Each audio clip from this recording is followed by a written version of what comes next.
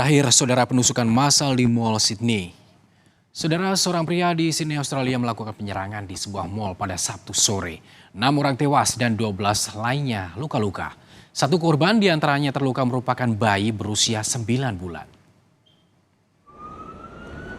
Joel Kochi, pria berusia 40 tahun, melakukan penyerangan saat berjalan di sebuah pusat perbelanjaan di Sydney, Australia.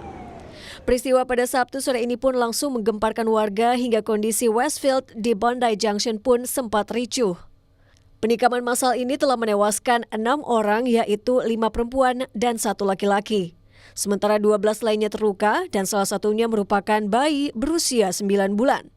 Komisioner Polisi New South Wales mengatakan pelaku melakukan penusukan diduga terkait dengan masalah kesehatan mental.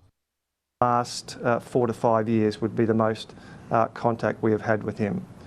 During that contact, we are aware that this individual has suffered from mental health.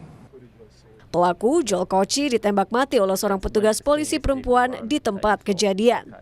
Sementara itu, pusat perbelanjaan tersebut masih ditutup pada hari Minggu dan polisi masih terus melakukan olah tempat kejadian perkara.